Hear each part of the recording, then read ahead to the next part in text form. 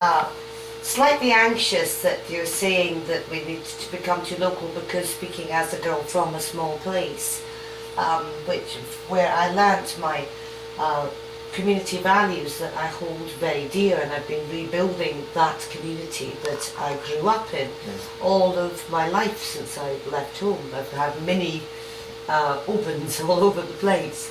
I miss the place terribly. It was a terrific place to grow up, in a small community where everybody was involved in each other's lives, and you knew the professionals both as professionals and as personal friends, and generations of people had known each other and looked after each other. There was also a little bit too much knowledge of each other, and I remember certain people sort of being looked upon as a son of so-and-so who hadn't been quite such a success, and therefore they weren't going to be a success either. Those prejudices do carry, if you're being honest about. I hope that knowledge and science and genetics will now make people realise that that's a bit silly, that we can bypass that, and maybe those wonderful benefits of small communities will override again. But I see how much the internet in particular has been of value in giving a voice to young people around the world, and in showing people other ways to live and the effects of their behaviour on others. So as much as in my heart I'm very supportive of small communities and of small, perhaps regional governments, I'm concerned about losing sight of the global aspects. What would be your views on that? Well, you know, it's true, that side of it is true too, and fortunately with the communication network we live in now, we can get around that problem, because that came out of a time when we didn't have a mass communication, and the incestuous kind of infighting you find in small communities. You know, the boundary, I think the medieval village wasn't allowed to get bigger than the sound of the church bell, because that way the church would lose control, right? And so you've had that whole history, but now we don't have that problem with the internet and that. As a matter of fact, this campaign we've done has mushroomed so well because of the internet, because of alternative radio like this station. When the corporate media has completely turned this off in Canada and around the world. So we have that great advantage now, and I think we can combine the best of both worlds, like local rootedness with the international awareness and the interconnectedness. I mean, that's the beauty, I think, of what we have now. Going back to the Indigenous peoples of Canada that have suffered so badly from these atrocities that you've been describing, tell us a bit about those communities now, where they are, how they're living. Well, there was a study done about 14 years ago where it was shown that if you took all the Indians in Canada and grouped them as a nation, their standard of living would be 53 in the world. That's somewhere around Brazil and Thailand. The native people die at a rate 20 to 30 times the national average. Suicide rate, poverty, disease, it's right across the board. It's at a third world level. That's because about 3/4 of Indians aren't on their own land anymore. They're living in the cities off reservation. They're prone to a lot of drug abuse. As a matter of fact, where I work, tuberculosis is coming back in a big way because of all the crack pipes that young Aboriginal people use. About 3/4 of the women working on the streets as prostitutes are native. Some as young as 10, 11, 12. That's not unusual. A lot of the child trafficking is from Indians and kids in northern villages. A lot of this is combined with the fact that under the law, under the Indian Act in Canada, you're not a citizen if you're an Indian. You're a ward of the state. So you're like in the same legal category as a child or a mentally incompetent person under the law if you're an Indian living on reserve. If you're raised in that way, you don't learn to take any responsibility. You know, if you're raised in a condition of slavery, I think it was Frederick Douglass who said, a man who's a slave has lost any moral accountability or responsibility. You don't have to live in any other way.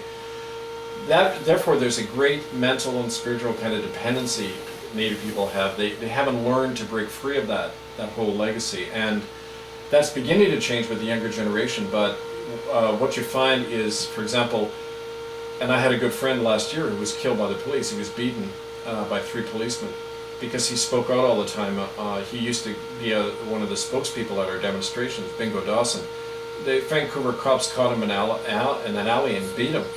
And there was no stink raised about that. I've been trying to raise awareness, but Native people are killed that way all the time in Canada. It's a common practice of police to take Natives out in the winter and drop them outside of town, take their shoes, and they just freeze to death. I mean, there was another man 2 years ago, a homeless Native man in the alley just a block from where I work. The Vancouver police put 13 bullets into him. And then he said, oh, he was going to attack us with a knife. Well, you know, they were just using him as target practice. I mean, that kind of thing happens all the time. So when you're living in that state of terror, it's really hard, and you don't come forward to talk. You don't come forward to fight back.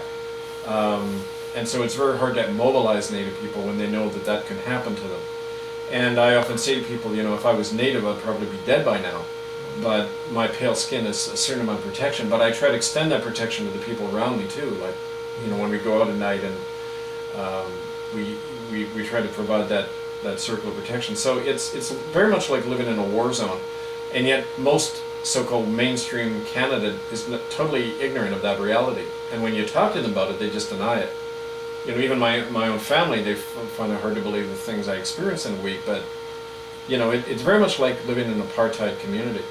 And so the South African government actually came to Canada when they were crafting their apartheid laws in the 1940s and studied the Indian reserves and the Indian Act to show, you know, how you keep a people subjugated.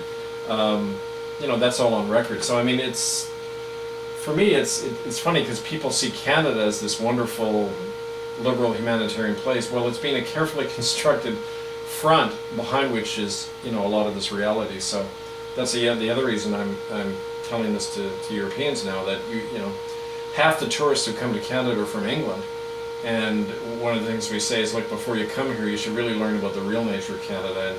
And even saying to people, don't come. I mean, you know, I think Prince William and Kate, when they get married, talked about coming to their honeymoon to Canada, to the Rocky Mountains, or, you know, vacationing in the usual spots. Well, we're actually writing them a letter. We're going to make it public saying, please don't come until these children's bodies are returned, given a proper burial, until there can be a real, you know, Canada's got to come clean about its genocidal nature and history. So that's part of what we're about. So you say you're still working in Canada, in Vancouver. What exactly is your daily work? Well, I work as I don't know what you'd call it, a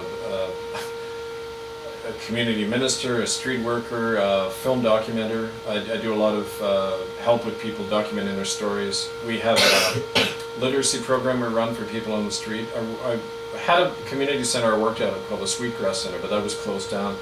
And it would kind of move around doing that work, doing a lot of lecturing and writing about this stuff. It's just a 24-hour-a-day job, really. Just, you know, it's a full-time job, just sitting and working with people and giving them and helping them get the strength to just be able to talk. But we have a video library of these stories.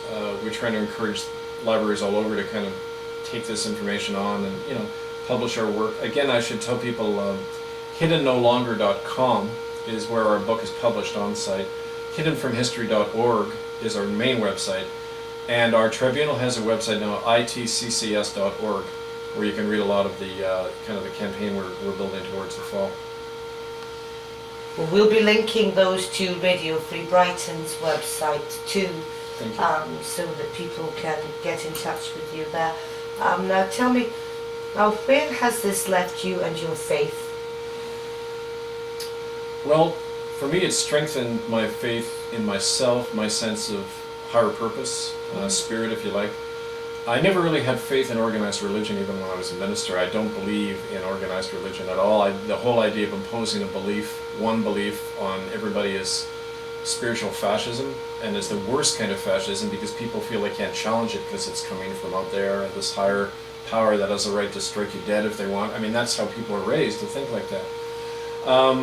My faith in just people and in purpose and destiny has been strengthened. I know I wouldn't have been able to survive this, losing my kids, losing everything I knew, being ostracized and targeted really by the state on a lot of this stuff. I wouldn't have been able to survive this unless I had discovered within myself something stronger than who I was, and something I didn't even know was there. And I don't want to put a label on that. I mean, I think it's different for each of us, but I'm a lot stronger now and clearer, and I wouldn't give that experience up, even though it cost me a lot and it was very devastating. I still wouldn't change anything because I'm just glad to have my eyes open more now, and I don't think that, I think that's worth any price. To be able to also, to be there for people who are being wiped out, and to stand there. There was a guy who had the saying once, Dan Berrigan, he was a former Jesuit priest who did a lot of peace work in the 60s.